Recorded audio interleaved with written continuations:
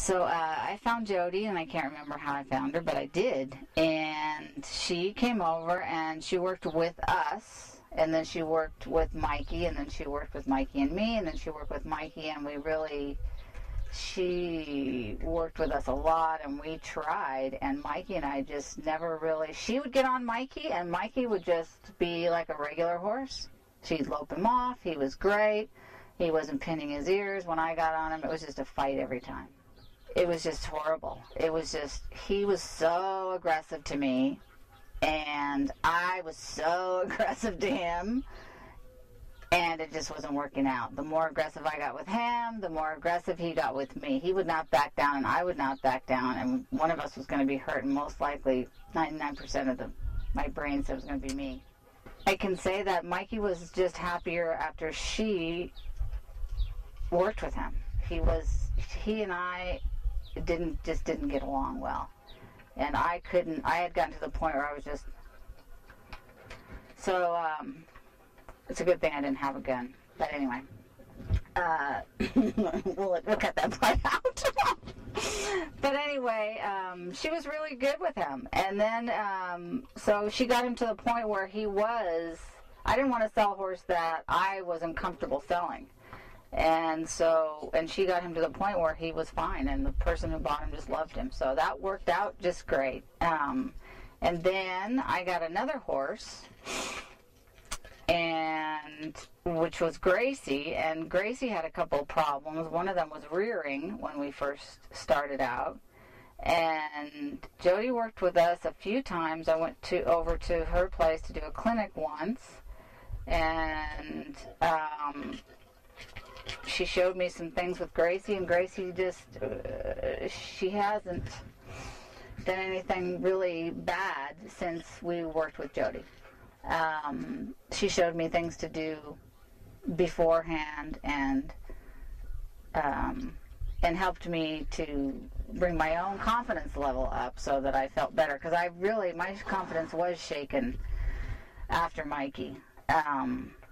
And she's great now. I put my granddaughter up on her all the time, and my niece came out last summer, and I gave her some lessons on Gracie, and then she was riding Sally's horse bareback. So Gracie is now a member of the family, and just happy with her. I can take her out on the trail by herself. I can take her with other, And part of the problem, also loading with her. Oh, right. I forgot about that. Trailer loading. That Jodi is one tough woman. Gracie put up quite a fight to go in. It was a straight load trailer. It was my friend Sally's trailer, and it was a straight load trailer. And the gal that I purchased Gracie from actually said, she's not good in a straight load trailer. You have to put a stud chain on her. So, we weren't really going to do the stud chain, so I called Jodi, and she came over, and she worked with Gracie for a long time, and boy, Gracie just put up a fight. But she had her, by the end of the time she worked with her, she had her just one cue, and she'd walk in the trailer, and one cue, and she'd walk out of the trailer. So now, what I wanted right now is at this point in my life, I just want a horse I can get on. I can go for a trail ride by myself. I can work her in the arena. I can put her in the trailer and take her somewhere if I want to go somewhere without any drama. That's what I wanted, and that's really what I have.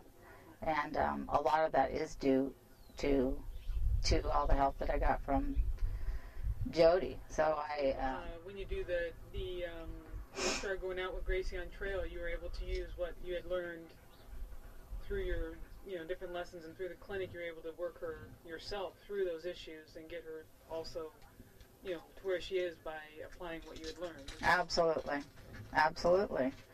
And just a lot of practice. I think one of the things for me is just that I think things should come quickly.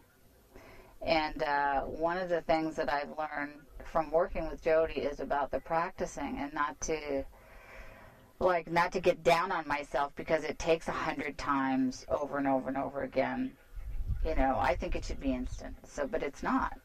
But if you actually do the same thing 100 times over and over again, the horse actually learns whatever it is you're trying to teach them, and then it sticks.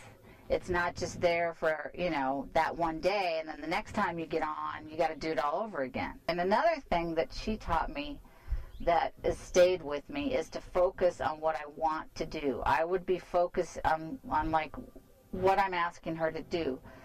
I would be focusing a lot of the time, to catch myself when she told me that, I would be focusing on what the horse might do. Like if I do this, if I'm going to ask her to move her hindquarters over, she might do this, or she might look over here, or something might spook her, or whatever. If I just focus my attention on what I'm trying to get her to do, I get rid of all that stuff, and it helps a lot for me to focus on what it is I want. And if I'm out on the trail and something spooky happens, or she gets, alerted, I'll just focus her on something else, and I focus myself on something else. Because before I would be like, oh my gosh, it's a motorcycle, or oh my God, I'd be ready to jump off in a second's notice. I'm a really good dismounter.